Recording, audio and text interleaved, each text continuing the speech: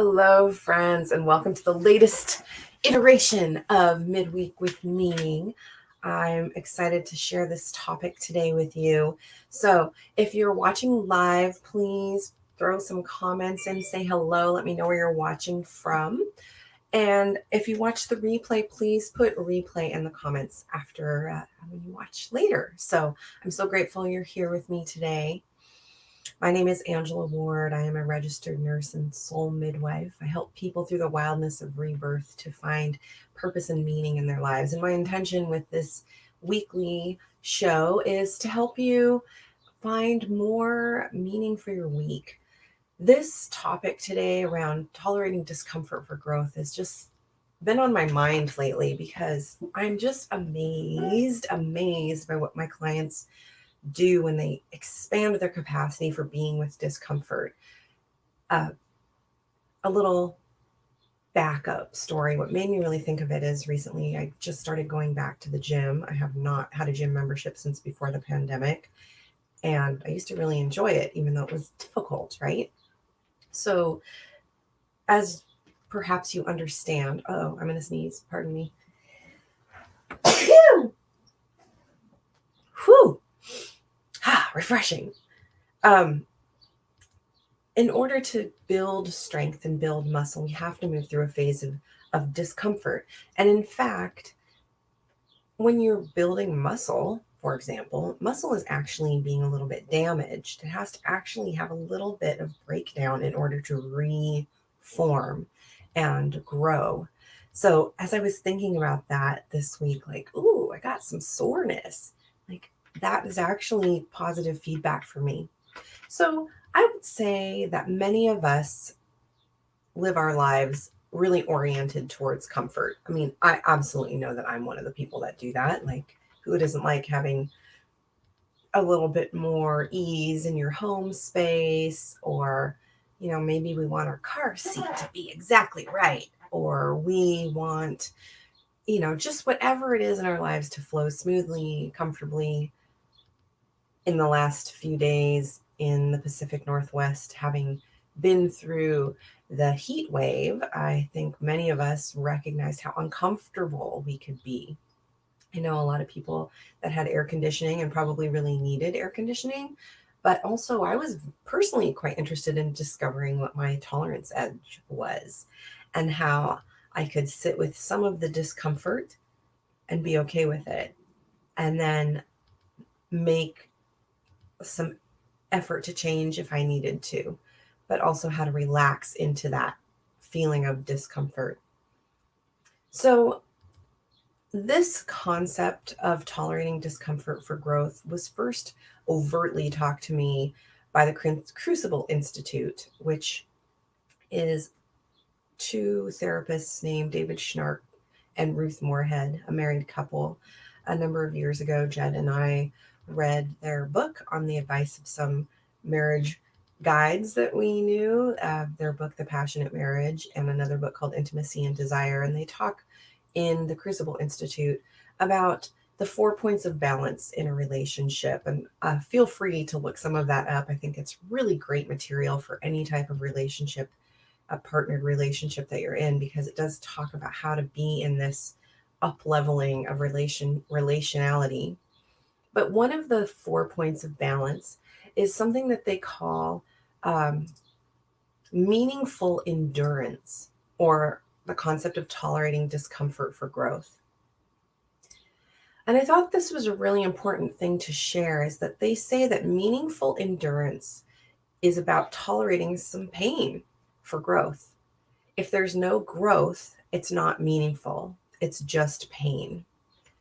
So that's exactly why we have Midweek with Meaning, is to try and help have some of the discomfort and pain of life be meaningful to you and have it push your growth edge. So what is this idea of meaningful endurance, or tolerating discomfort for growth, when we're thinking about our personal selves?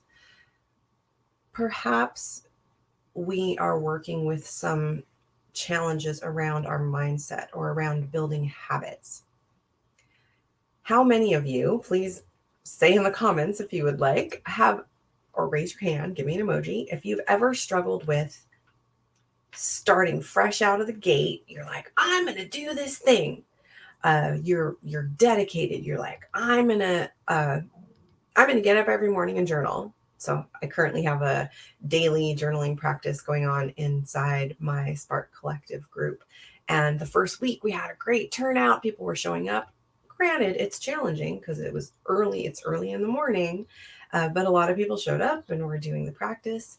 And as we move into the second week, the levels have fallen off. Have I done anything different? Nope. I'm still showing up 6:45 every morning, holding space to do this practice. And I suspect what's happening, and this happens for lots of people, we start out strong and then, we're not quite as motivated. It's uncomfortable. It's hard. I'm tired. I'm not sure what the benefits are. Has anyone had that happen where you start something strong and then you talk yourself out of it because it's uncomfortable? I'm certainly going to say I have. There comes this part of me that feels very entitled or feels that it might be too hard. I can get myself mentally spun out about why it's so uncomfortable and I don't want to deal with it. So I just allow myself to slide back. All exercise. Yes, absolutely. Thank you for that comment. So it's really easy to start and then stop.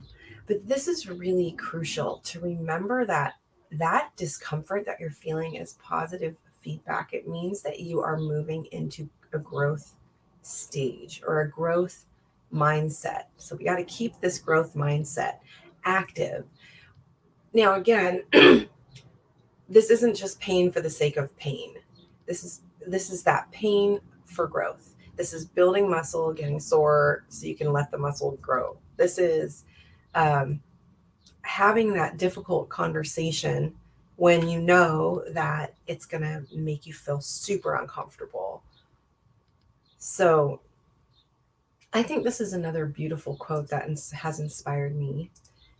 And the day came when the risk to remain tight in a bud was more painful than the risk it took to blossom. So what happens, I think, is that we tolerate comfort, which is an interesting way to put it, but we tolerate comfort because it puts us in what I would call the safe and certain zone. I've made another video back in the day. You can certainly watch that. That's called about safety and uncertainty. But we think because we're in the safe and certain zone that it's like the status quo and everything is going to be just fine if we just stay stuck in that place. But it's just not how we are. And it's just change happens. It occurs to all of us all the time. That's just the nature of life, is to continue changing and moving and expressing and evolving. And if we just choose to remain in that tight bud, it's going to get more and more restricted, more and more in that negative feedback loop, perhaps, or the challenges. One becomes more brittle in that tight bud. So there comes a time when we must kind of start to stretch out and unfurl. And that doesn't feel amazing, right? It doesn't always feel amazing to start to stretch. I can only imagine that as a bud opens, it can be, maybe it's a little painful for a flower. I don't know. But when I think about, let's say I've been sitting in a certain position for a while, being online with you or doing different things, that my legs kind of get into a position that's really comfortable when I start. My body's in a comfortable position when I start. But as I continue to sit in that position, it gets more and more uncomfortable. And as I choose to get out of that position, there might be a little bit of, my joints aren't quite as juicy as I would want them to be, to move into a place of growth and comfort. I also think of what it must be like to be a creature that goes through a metamorphosis any creature that perhaps moves from a larva to a fly type thing, like a butterfly, a caterpillar to a butterfly. Those are always nice images to think of instead of the other things that go from larvas to bugs. However, it must be such an odd feeling to know that you must move into a state where change can occur. That dissolution that happens, the dissolving of the caterpillar when it's in its cocoon into the imaginal cells, that the caterpillar has no idea likely what's happening to it, and yet somehow retains these cells that reform into something completely different. And if you've ever had the privilege of watching um, a creature emerge, like a caterpillar, a butterfly emerging from its cocoon, or even a baby chick coming out of its shell, for example, or birth, any kind of this rebirthing process, there is discomfort and pain there. And yet, there's nothing wrong with that because it is part of the process of becoming. Part of the process of becoming. So these are some tricky questions. How do we know what we're becoming? And how does the caterpillar know what it's becoming? I think that it doesn't. And yet, is it uncomfortable? Are you sitting in discomfort that has no meaning?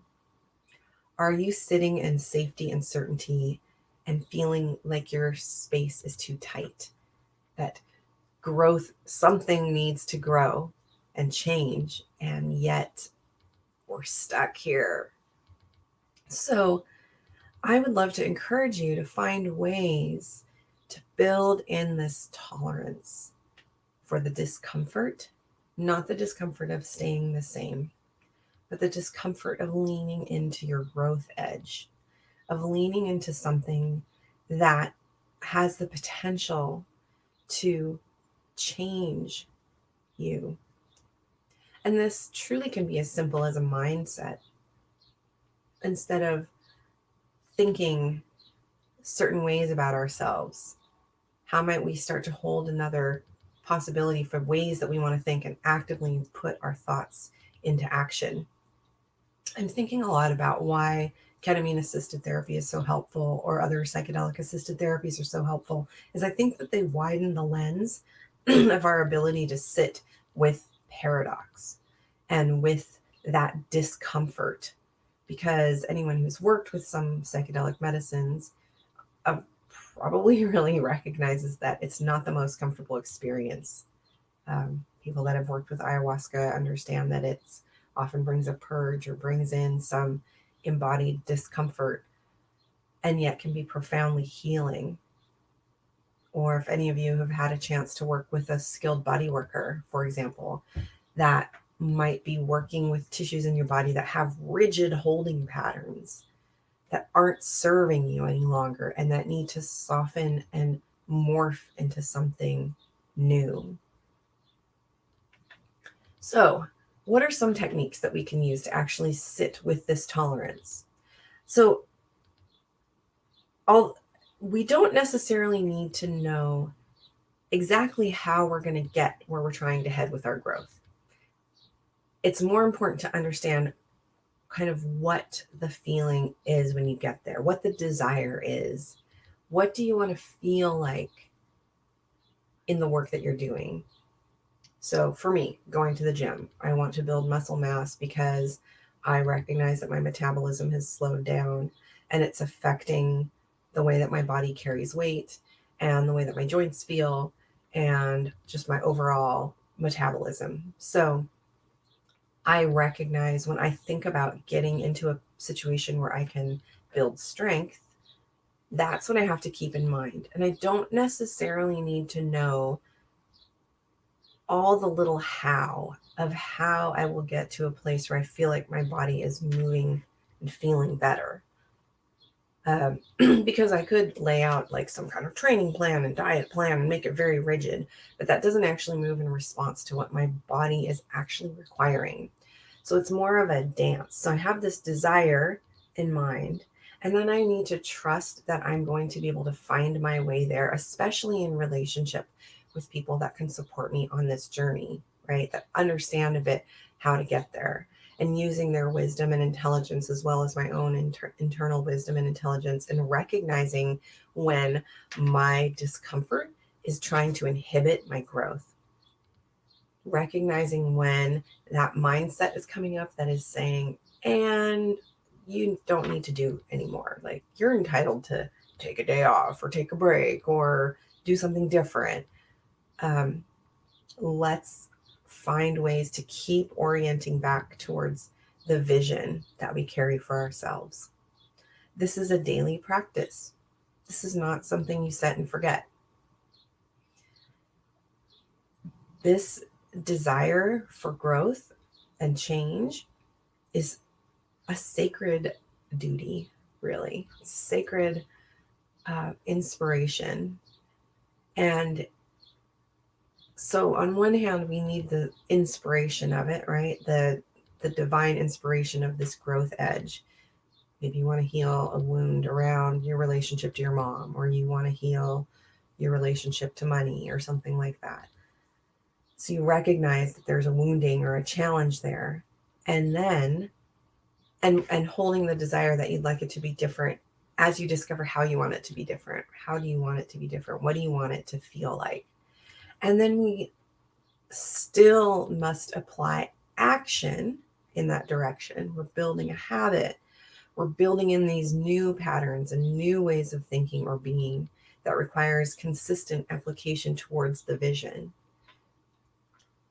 So it's not a question of just simply like building your altar and putting a little like note of what you want your life to be like and then just never looking at it again. It's like holding this and put it on your altar, put a sticky note on your computer or whatever it is for you to kind of put it into the space. But then what's the action that you need to take? How do you find your way into this discomfort? So remember, breath is crucial here. Moving into breathing, really being in relationship with your body and your mind. So using those practices that you need to settle your mind down and get discerning about your obstacles, about what might be coming up to stop you from heading in that growth direction. And what is, I think we've talked about the terror barrier perhaps in some other episodes. So I would really encourage you to get clear on your vision of what you're desiring for yourself in your life and get it in that embodied sense. What is it going to feel like? What is your desire to feel like? And give yourself a chance to let go of the negative aspect of it. I don't want to feel X, Y, and Z. And I hope you noticed when I talked about returning to the gym, I wasn't saying that I don't want to be overweight. I don't want to be stiff. I'm not saying that. What I want is to help my body find its right metabolism. I want my joints to feel juicier. I want to feel good in my skin. So that helps our brains if we're moving it towards the positive, right? So then how do we find that discomfort and breathe into it, move into it, recognizing when the voice that's trying to stop us is trying to keep us small or keep us safe and certain versus moving in to that growth edge. So again, a reminder of this quote. Is today the day for you? Is today the day that it is more painful to risk remaining tight in a bud instead of the risk of blossoming? I hope the answer is yes. So how might we move forward? All right, my friends. Any questions, comments, feedback around this idea about maintaining that growth mindset, that growth edge, about developing meaningful endurance?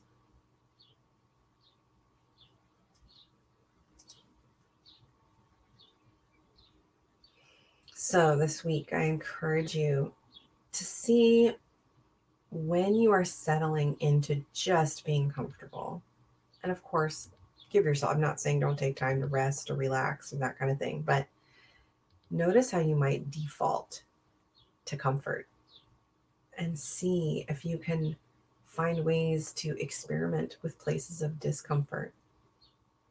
Maybe having that tougher conversation or putting your body in a different position, things like that. All right, my loves. I think that's going to be it for today. I absolutely love chatting with you. Let me know if there's other questions arising. And of course, this is created for you. So if there's something that you'd like to hear more about, or perhaps an issue that you find that you're struggling with, please reach out to me. You can put comments in, of course. You can message me directly, and we'll find a way to hit those topics that you want to dive in deeper to. All right. I am ready to push into my discomfort for growth because it's been a doozy of the last couple days being super hot and my brain not working well. So here we go. All right, loves. I will see you next Wednesday, same time, same place. Have a beautiful week and grow, grow, grow. All right. Love you. Bye.